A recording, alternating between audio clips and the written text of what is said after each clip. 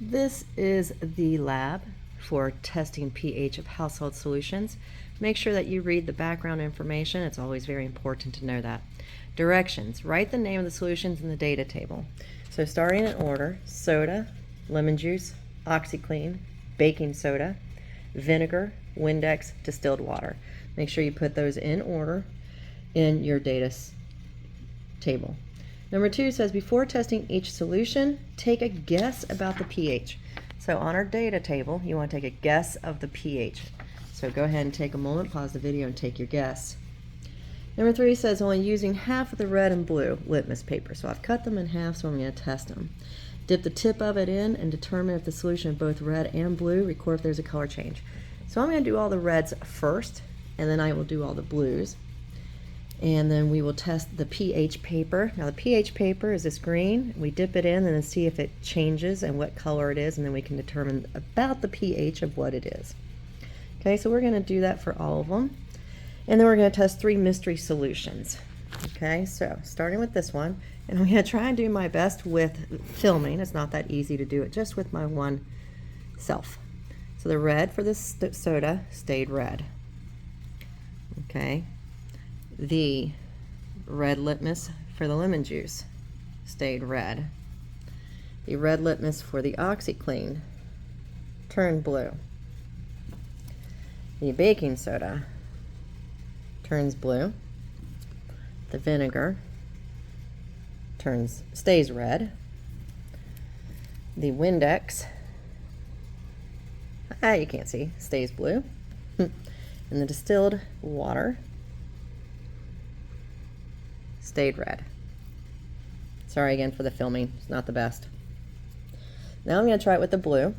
Remember, if red litmus stays red, it's an acid. If red litmus turns blue, it's a base. And then for blue, if it stays blue, it's a base. If it turns red, it's an acid.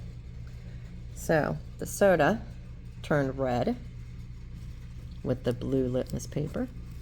The lemon juice definitely turned red. The OxyClean stayed blue. The baking soda stayed blue.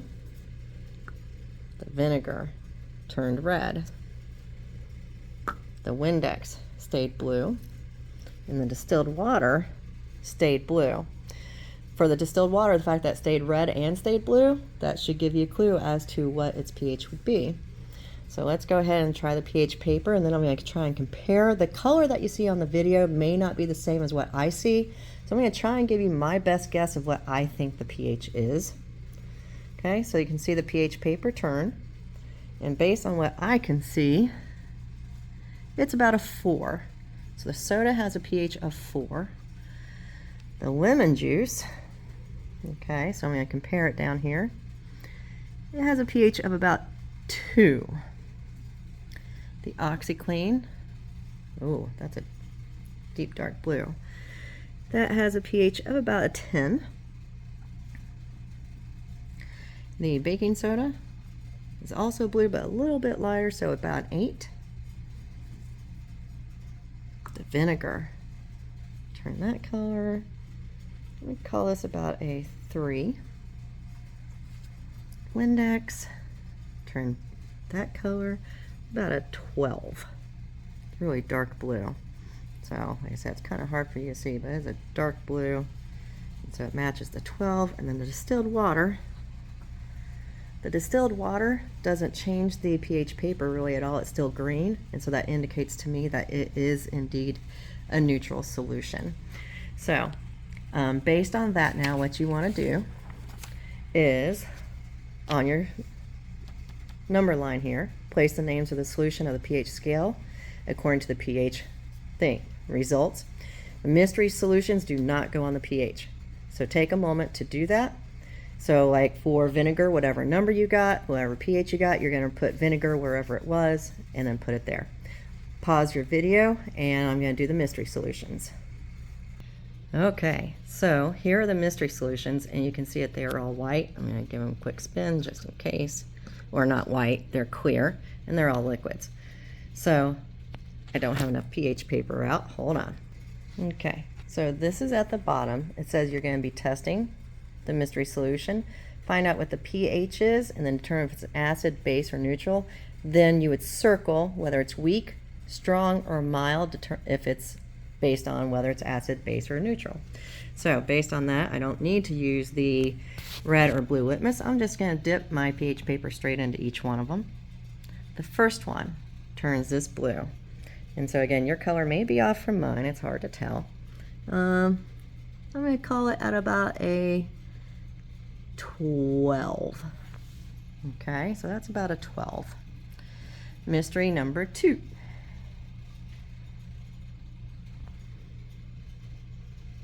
And now I'm going to let you figure out this last one, or last two. You can see what color it is.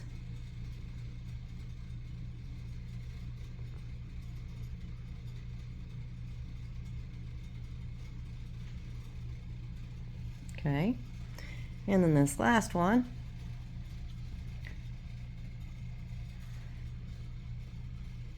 Notice it's still about the exact same color as the pH paper was before, so the pH didn't change the paper.